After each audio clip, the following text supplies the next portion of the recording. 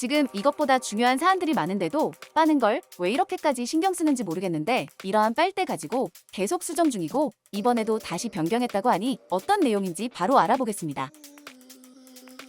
우선 기사로 먼저 확인해보자면 환경 위에 종이 빨대 쓰라더니 앞으로는 모든 빨대를 금지한다는 정부라는 기사가 등장한 것입니다.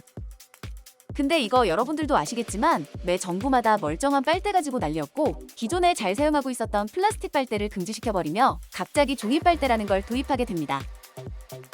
그리고 종이 빨대가 더욱 친환경적이라면서 기존에 잘 사용하고 있었던 플라스틱 빨대를 없애버린 것인데 종이 빨대가 너무 흐물거리고 음료 맛도 상하게 한다며 여기저기서 불만들이 터져나왔고 여기서 가장 큰 피해를 봤던 카프리선이라는 음료도 있었으며 종이 빨대로 인해 구멍에 넣지를 못하는 어이없는 상황들이 속출했던 것입니다.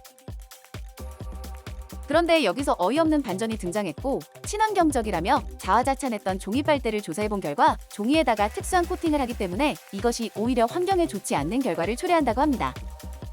그래서 이러한 실패를 인정한 것인지 모르겠지만 이번에 또 다시 빨대 정책을 변경했고 언론에서는 이것을 아예 전면 금지한다고 보도하고 있는데 이게 사실인지 여부를 조금 알아보겠습니다.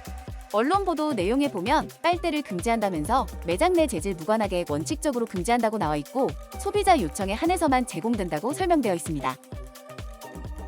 그러니까 이것은 플라스틱이든 종이든 뭐든지 간에 카페라든지 식당 내에서의 빨대 제공은 원칙적으로 금지한다는 이야기로 보입니다. 그런데 다른 언론 기사에 보면 노약자 등 꼭 필요한 경우에만 예외적으로 제공된다고 하니 이렇게만 보면 소비자들이 요청한다고 해서 모두 무조건적으로 주는 것도 아니고 필요한 경우라는 예외적인 조건이 붙는 것으로 보입니다.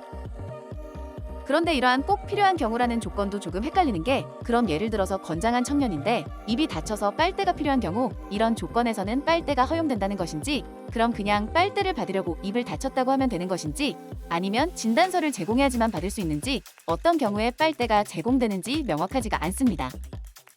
결국 이렇게 명확한 정책 설정이 왜 중요하냐면 현장에서는 혼란이 가중될 소지가 크고 실제로 지난 빨대 정책들의 오락가락한 방향성 때문에 현장에서는 업주와 손님 사이에서 빨대 가지고 다툼이 발생한 적도 있었으며 지금 이런 식으로 종이 빨대를 모두 버려버리는 광경도 펼쳐지게 됩니다. 이것은 지난 2023년 종이 빨대 업체들이 환경부 앞에서 종이 빨대를 버리면서 정부의 플라스틱 규제 무기한 연기에 대해 항의하는 모습이라고 합니다. 결국 매번 바뀌는 오락가락한 정책으로 인해 업주들과 손님들뿐만 아니라 빨대를 만드는 업체들까지도 피해를 보고 있고 이러한 일관성 없는 탁상 인정으로 인해 오히려 많은 비용이 낭비되고 있습니다. 그리고 이제는 무슨 장례식장에서 일회용 용기를 금지한다면서 앞으로 다회용기 사용을 의무화하자는 방안도 추진 중이라고 하며 환경 지킨다면서 다양한 정책을 시도하고 있는 상황이라고 합니다. 결국 오늘 영상을 조금 정리해보자면 당연히 환경을 지키고 보호하는 방향 자체는 옳고 앞으로 환경 파괴를 일으키는 요인들을 조금씩 제거해 나가는 것도 한국뿐만 아니라 선진국에서도 활발하게 이루어지는 것이라서 이 부분만큼은 잘못된 것이 아닙니다. 그런데 대한민국이라는 나라의 상황이라는 것이 있고 이러한 실정에 맞게 정책을 펼쳐야 하는데 매번 이랬다가 저랬다가 하는 정책만 펼치게 되니 현장에서는 혼선만 가중되고 있는 상황입니다. 그리고 이걸 그저 과도기나 과정이라고 합리화시키기에도 무리가 있는 것이 이것 때문에 우리 같은 일반 국민들의 불편뿐만 아니라 실제 자영업자나 업체분들이 피해를 보게 되니 제발 정책 하나를 실행하기 전에 이게 정말 실효성이 있는지 많은 것을 검토하고 내놓았으면 합니다.